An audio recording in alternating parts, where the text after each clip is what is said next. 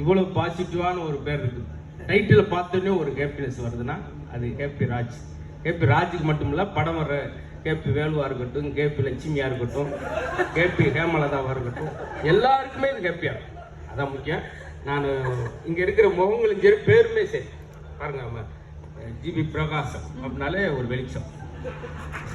ஏன்னா இவங்கெல்லாம் வாய்ப்பு கேட்டேன், நான் எப்படி அதுக்கடுத்து எனக்கு ஏதாவது டைலாக் வேணும்ல, அதெல்லாம் மனப்பாடமா ஒரு வாரம் மனப்பாடம் பண்ணிட்டு வந்துருப்பாங்க.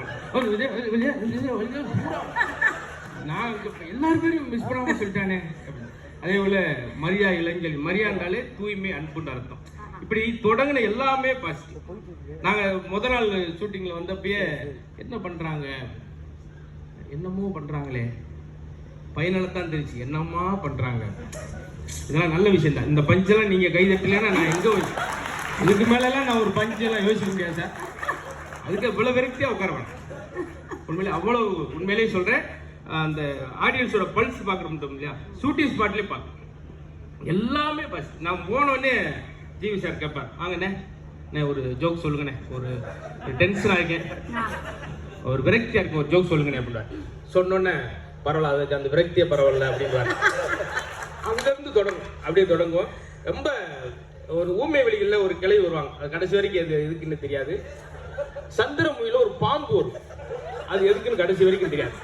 இந்த படத்தில் நான் எதுக்கு வந்திருக்கேன் நீங்க அந்த மாதிரி நீங்க யோசிக்க வேணாம். எல்லாம் இங்க தொடங்கின பேசுலேருந்து. அதே போல மரியன் சார் வந்து முதல் நாள் கேரவன்ல லான்ச்சிங் அன்னைக்கே என்கிட்ட அரை மணி நேரம் சூப்பர், உங்க காமெடியில் பிரமாதம், நீங்க ராமர் தானே அப்படின்னாரு. 3/4 மணி நேரம் கழிச்சு ரொம்ப நன்றி சார் அப்படின்னு சொல்லிட்டு. அதே போல கவின் பிரதர், எனக்கு உண்மையிலே அவங்க நீங்க எல்லாம் சொன்ன மாதிரி தான். இந்த முகங்களை புறம் பாருங்க, இந்த பாசிட்டிவிட்டி தான் தியேட்டரில் இருக்கும் போது நாங்கள் எல்லாரும் இந்த டீமில் பார்த்தது பூரா என்னன்னா, அத்தனை ஏடி இருந்தது இந்த படத்தில் தான். முதல் 3 நாளைக்கு ஏடியோட ஃபேமிலி வந்தாலே எங்களுக்கு போதும் தேட்டர். அந்த அளவுக்கு பெரிய ஒரு டீமு.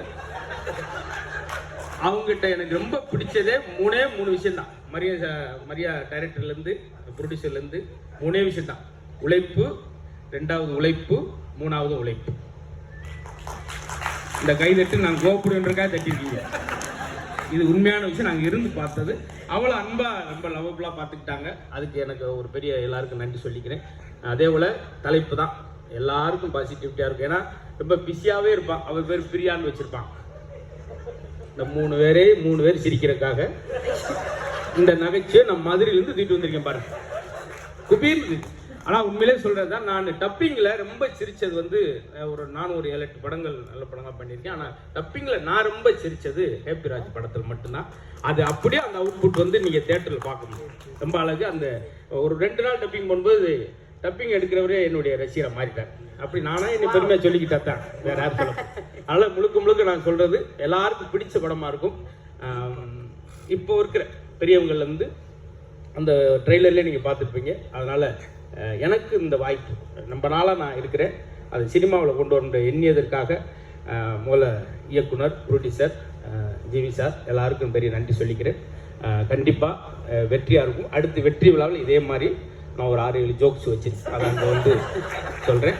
மொத்தம் இந்த படம் எப்படி இருக்க போகுதுன்னா, எனக்கு தெரிஞ்சு ரொம்ப ஹைலைட்டாக இருக்கும். இதெல்லாம் அருமையான காமெடி. நானாவும் மனசுக்குள்ள இதுக்கு பயங்கரமாக எந்திரிச்சுட்டு கைதிட்டு போகிறான்னு நினச்சிட்டு வந்தேன். பரவாயில்ல இருக்கட்டும்.